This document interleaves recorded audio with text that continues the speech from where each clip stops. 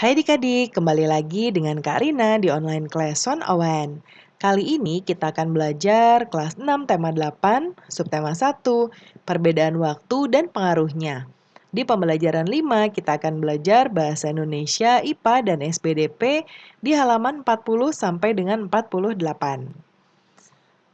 Nah, adik-adik, gimana kabarnya hari ini? Semoga semuanya dalam keadaan sehat ya.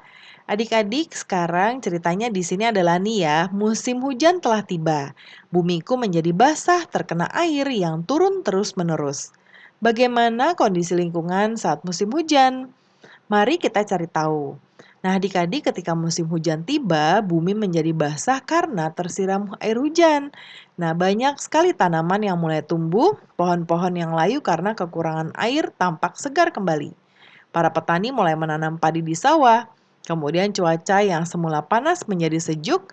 Lalu musim hujan selalu dinantikan oleh banyak orang. Namun ada kalanya musim hujan menyebabkan bencana.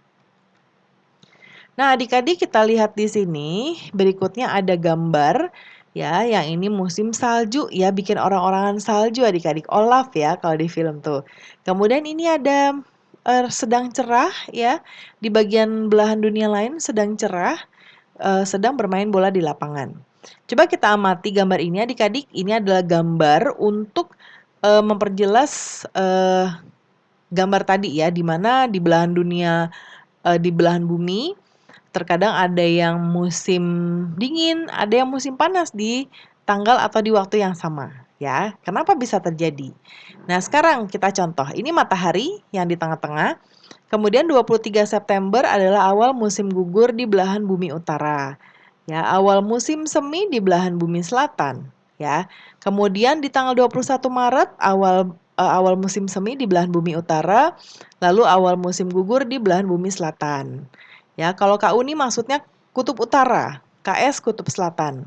Lalu di 22 Desember awal musim dingin di belahan bumi utara, lalu musim panas di bumi selatan. Nah, adik-adik kemudian berikutnya berdasarkan gambar di atas ya, kamu bisa melengkapi tabel musim di wilayah belahan utara dan bumi selatan sebagai berikut. Kita lihat tabelnya di sebelah kanan, sudah terisi. Nah, di sini ya, yaitu tadi kalau dari buku sudah dicontohkan yang pertama, kemudian yang berikutnya 23 September sampai 22 Desember musim gugur di utara, lalu musim semi di selatan. Kemudian berikutnya 22 Desember sampai 21 Maret di utara dingin, di selatan panas. Lalu 21 Maret sampai 21 Juni ini di utara musim semi, di belahan bumi selatan musim gugur. Nah, kemudian berikutnya adik-adik ini ada gambar ya, ini untuk mempraktekkan gerakan bumi mengelilingi matahari ya yang disebut revolusi bumi seperti ini nih. Ya. Nah, ini percobaannya silakan dilakukan. Ya, ya jadi kita membuat orbit ya seperti ini nih. Ini tuh disebut orbit ya. Nah, sekarang adik-adik tunjukkan pengukuran jarak ya, jarak A ke B. Ya, yang ini kan ada titik-titiknya ya. Ya kan? Nah, seperti ini. Nah, kita akan menjawab tabel ini. Karina sudah buatkan di sebelah kanan. Jarak posisi A ke B1 memiliki jarak yang sama dengan A ke B3. Lalu A ke B2 memiliki jarak yang sama dari A ke B4. Kemudian A ke B3 memiliki jarak yang sama dengan A ke B1 dan A ke B4 memiliki jarak yang sama dengan ke B2.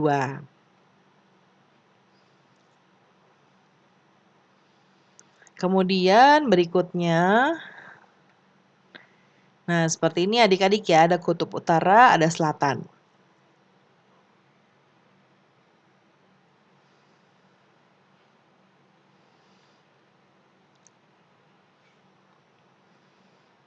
Nah, kita coba lihat. Ini ya, kelewatan adik-adik. Dari hasil pengukuran jarak di atas, apa yang dapat kamu simpulkan tentang bentuk orbit bumi? Berdasarkan hasil pengukuran jarak di atas, maka dapat disimpulkan bahwa lintasan orbit bumi mengelilingi matahari berupa elips ya. Kemudian berikutnya, nah di sini Ada five finger fact ya adik-adik ya. Ada five finger fact. Jadi five finger itu 5 jari, facts itu fakta. Ya, jadi ada fakta 5 fakta yang kita akan tuliskan di sini ya adik-adik ya. Jadi ceritanya adik-adik akan bermain peran sebagai reporter cilik. Ya, nanti cari informasi dari berbagai sumber tentang gerak revolusi bumi dan dampaknya. Nah, kita tuliskan di sini. Karena tulisannya seperti ini gambarnya tidak akan muat, jadi Karina buat mendatar seperti ini ya ke bawah. Fakta 1 di sini nanti dituliskan, bumi mengelilingi matahari membutuhkan waktu 1 tahun. Fakta kedua, yang ini ya, akibat revolusi bumi terjadi gerak semu tahunan matahari. Fakta ketiga yang ini, akibat revolusi bumi terjadi perbedaan lama waktu siang dan malam. Fakta keempat, akibat revolusi bumi terjadi perbedaan musim. Dan yang terakhir, akibat revolusi bumi terjadi perubahan rasi bintang. Nah, ini nanti tinggal dituliskan saja ya. Misalnya sumbernya dari internet, tulisan internet, oleh siapa. Ya, nama adik-adik. Kemudian berikutnya olahlah kembali poin-poin informasi yang kamu dapatkan menjadi poin-poin berita dengan menggunakan gaya penyajian berita seperti seorang reporter. Ya, nah ini contohnya pakai Jeremy Teti adik-adik ya. Nah, di sini naskahnya. Ya, terima kasih rekan. Pemirsa, selamat jumpa lagi dengan saya Udin Syafruddin. Saya di sini akan menyampaikan informasi tentang revolusi bumi dan dampaknya. Pemirsa, sebagai warga negara Indonesia, kita hanya bisa merasakan 2 musim saja, yaitu musim hujan dan kemarau. Mengapa kita hanya mengalami 2 musim saja? Jawabannya adalah revolusi bumi. Ingin tahu pembahasan selengkapnya tentang revolusi bumi beserta akibatnya? Simak laporan berikut ini. Ya, kemudian isi laporannya berdasarkan informasi yang saya dapat, revolusi bumi adalah perputaran bumi mengelilingi matahari.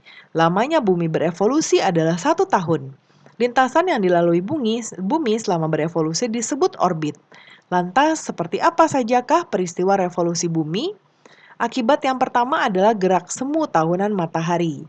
Gerak semu tahunan matahari adalah fenomena di mana matahari seolah-olah bergerak, sehingga posisinya terhadap bumi selalu berubah. Matahari mengalami pergeseran posisi ke belahan bumi bagian utara, tepatnya pada tanggal 22 Desember sampai 21 Juni, dan pergeseran dari belahan bumi utara ke selatan pada 21 Juni sampai 21 Desember.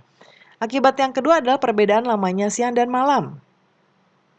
Beberapa negara di Eropa mengalami waktu siang lebih lama daripada malam, sementara Indonesia memiliki durasi siang dan malam yang hampir sama, yaitu 12 jam. Akibat yang ketiga adalah terjadinya perbedaan musim. Mengapa musim dibagi di belahan bumi utara dan selatan berbeda? Musim di bumi dipengaruhi oleh posisi bumi yang miring terhadap sumbunya. Bumi berputar atau berotasi pada sumbunya. Hal itu tentu akan mengakibatkan sejumlah negara mengalami perbedaan musim. Akibat yang keempat adalah terbentuknya rasi bintang yang berbeda-beda. Perbedaan rasi bintang disebabkan oleh perbedaan posisi pengamatan saat di bumi. Seperti kita ketahui bahwa bumi senantiasa berevolusi. Itu artinya posisi bumi terhadap susunan bintang-bintang juga akan berubah. Sekian laporan yang saya sampaikan. Saya Udin Safruddin dan juru kamera Rizky melaporkan langsung untuk Anda. Kita kembali ke studio. Nah, itu contohnya ya adik-adik ya. Boleh dipersingkat lagi atau menggunakan kata-kata adik-adik juga boleh. Kemudian berdasarkan hasil reportase dari teman-temanmu, buatlah rangkuman tentang gerak evolusi bumi dan dampaknya. Karena tadi sudah Karina catatkan, ini nanti adik-adik tinggal catat saja, boleh di-pause dulu ya. Oke, kemudian ini catatanku tentang revolusi bumi dan dampaknya. Yang kedua yang dicatat adalah akibat adanya revolusi bumi. Baiklah, yang berikutnya adalah SBDP, ada lagu dengan judul Desaku yang Kucinta. Ya. Nah, ini identifikasi interval yang terjauh dan terdekat pada lagu Desaku yang Kucinta. Kita bisa gunakan petunjuk di bawah ini. Ya, interval yang terjauh ya adalah 1, 6 seperti ini tandanya. Yang terdekat ya seperti ini, ya. Kemudian berikutnya interval pada nada Dapat dibuktikan dengan melakukan percobaan seperti ini. Ya, siapkan alatnya. Ya, di sini ada alatnya. Kemudian langkah-langkahnya juga diikuti, ditunggu arahan dari Bapak Ibu guru ya. Nah, adik-adik, pembelajaran kita sudah selesai. Semoga pembelajaran kita hari ini bisa bermanfaat. Terima kasih sudah menonton sampai akhir. Mohon dimaafkan apabila ada kesalahan dalam perkataan maupun dalam materi yang diberikan. Sampai jumpa di pembelajaran berikutnya.